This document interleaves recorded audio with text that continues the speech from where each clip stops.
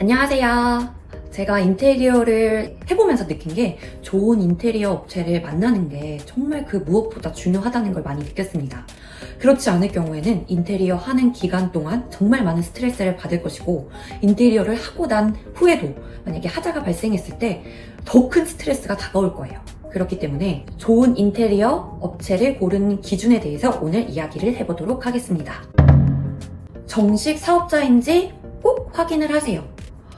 사업자 등록증이 있는 거는 정말 필수 중에 필수지만, 실내 인테리어 중에 정말 중요한 것이 실내 건축 공사업 면허가 있는지를 확인하는 것입니다. 실내 건축 공사업의 면허가 있고 없고에 따라서 공사를 수주할 수 있는 그 금액의 범위가 달라져요. 업체가 하자 보증 보험에 가입되어 있는지 꼭 확인도 하시는 게 좋습니다.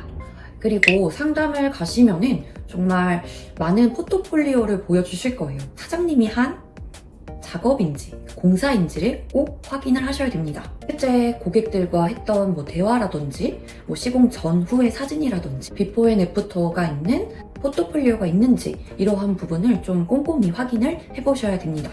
인테리어 업체를 선택을 할 때 중개 플랫폼에서 찾아보기보다는 이제 포털 사이트에 땡땡땡 아파트 리모델링, 땡땡땡 아파트 인테리어 이렇게 검색을 했어요.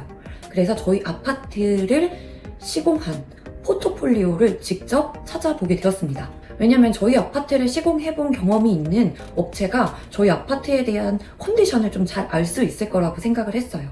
그래서 검색을 해봤고, 그리고 그 업체에서 우리 아파트를 시공한 포트폴리오를 직접 확인을 해보게 되었습니다. 그리고 견적이 싸다고 무조건 좋은 것은 아닙니다. 견적서를 꼭 받아보셔야 되는데, 대략적인 견적 말고 세부적인 견적이 정말 중요합니다. 카테고리를 나눠서 필요한 자재 수량이라든지 인건비, 세부적인 내역을 꼭 받아보셔야 돼요. 그리고 자재 브랜드도 정말 중요해요. 견적이 싸다면 자재 브랜드가 안 좋을 경우가 정말 많거든요. 이 업체가 주로 쓰는 마감재가 어떤 것이며 이런 것도 확인해 볼 필요가 있고, 내가 원하는 자재 브랜드가 있다면 그 자재 브랜드를 직접 말씀드리는 것도 하나의 좋은 방법입니다. 그럼 상담할 때도 정말 편하고 싼 자재로 공사가 마무리되는 그러한 불상사도 막을 수가 있습니다. 원하는 마감재를 직접 보고 싶다면 주변 홈CC 인테리어나 집 근처에 있는 장판, 도배 가게를 한번 들려보셔서 샘플을 눈으로 직접 확인해 보시는 것도 좋습니다. 그리고 계약서도 꼼꼼히 작성을 해야 돼요. 말로만 해준다고 하고 나중에 진짜 안 해주는 경우가 있습니다. 분쟁의 소지가 있을 수도 있기 때문이죠.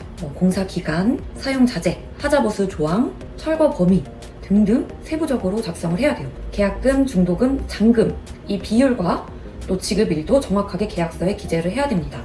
처음에 계약 금액을 너무 많이 요구하는 업체는 저는 좀 걸르시길 추천을 합니다. 보통 30, 30, 40의 비율, 아니면 40, 40, 20의 비율로 공사 비용을 나눠서 지급을 하는 게 좋다고 생각을 합니다. 그러니까 계약서 뒤에는 아까 말씀드린 세부적인 내역서가 뒤에 꼭 첨부가 되어야 합니다. 하자 문제에 대해서 꼭 짚고 넘어가셔야 됩니다. 계약서 조항에 하자 기간을 꼭 명시를 하셔야 되는데, 이 하자가 발생했을 때 누구에게 어떻게 연락을 하는지에 대한 부분도 계약서에 꼼꼼히 작성을 하셨으면 좋겠습니다. 담당자가 누구이며 담당자 연락처까지 꼭 계약서에 기재를 하시는 게 좋습니다. 진짜 이 하자 때문에, AS 때문에 인테리어 끝나고 정말 머리 아파하시는 분들이 많아요.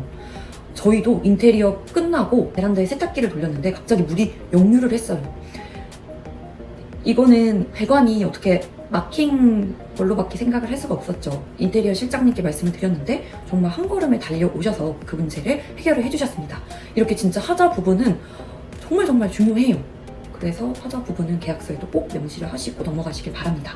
자, 그렇다면 이 하자 부분을 잘 해줄 수 있는지 커뮤니케이션을 보면 좀 대략적으로 알 수가 있을 것 같아요. 정말 상담을 해보면은 알 수가 있습니다. 나의 질문을 귀찮아하는지, 상담을 대충 하는지, 이러한 부분이 공사를 할 때 이 커뮤니케이션, 그리고 나중에 문제가 발생했을 때 문제를 대처해 주실 수 있는지를 미리 볼 수가 있습니다. 그리고 상담을 할 때 무조건 다 할 수 있다, 걱정하지 말아라, 이렇게 말씀을 하시는 업체도 좀 잘 지켜보셔야 돼요. 내가 원하는 우리 집의 느낌을 말씀을 드려도 이거보단 이거야, 내가 이걸 많이 해봐서 알아, 이런 식으로 대화를 끌고 가신다면은 결론적으로 중간에 공사를 하다가 이러한 부분이 좀 마음에 안 든다라고 말씀드렸을 때 대화로 문제를 해결하기가 정말 힘듭니다. 상담을 갔을 때 정말 나의 니즈를 정확하게 파악을 하고 이거를 좀 수용하고 봉사를 진행해 주실 수 있는지 이 부분에 대해서 커뮤니케이션이 가능한 그러한 디자이너 분들, 업체를 선정을 하셔야 수월합니다. 그리고 뭐든지 다 할 수 있다고 이렇게 말로만 호언장담을 하시는 것보다는 뭐 계약서, 내역서 정말 세부적으로 꼼꼼하게 작성을 해주시고 우리 집 마감재로 이렇게 3D 작업을 해주셔서 정말로 객관적인 지표를 보여줄 수 있는 업체인지도 체크를 해보셔야지 신뢰가 정말 갑니다. 계속 사장님의 경험으로만 우리 집을 이렇게 만들려고 하시는 업체들은 100% 커뮤니케이션에 대한 문제가 생기고 결국 내가 원하는 집이 아닌 사장님이 원하는 집으로 사장님의 포트폴리오에 한 장만 채울 수 있습니다. 네이버 카페에 가보시면 진짜 실제로 인테리어 한 분들의 후기들을 많이 확인을 할 수가 있어요. 특히 반셀프 하시는 분들은 공정 과정별로 업체들을 섭외를 하셔야 돼요. 네이버 카페 후기를 좀 많이 보신다면 좋은 업체와 컨택을 하실 확률이 많이 높습니다. 그래서 플랫폼을 이용할 경우에도 이 후기가 진짜 내돈내산 후기인지 아니면 지원을 받아서 쓴 후기인지 이런 것도 꼼꼼히 체크를 해보셔야 될 것 같아요. 인테리어 업체에 한 번 잘못 고르면 정말 사는 동안 고생입니다. 결국 사람과의 신뢰이고 나의 꼼꼼한 확인이 정말 중요합니다. 이 영상을 보시고 좋은 인테리어 업체를 꼭 만나시길 바랍니다. 오늘도 영상이 도움이 되셨다면 좋아요와 구독 버튼 꼭 눌러주고 가세요. 궁금한 건 댓글로 남겨주시길 바랍니다. 감사합니다.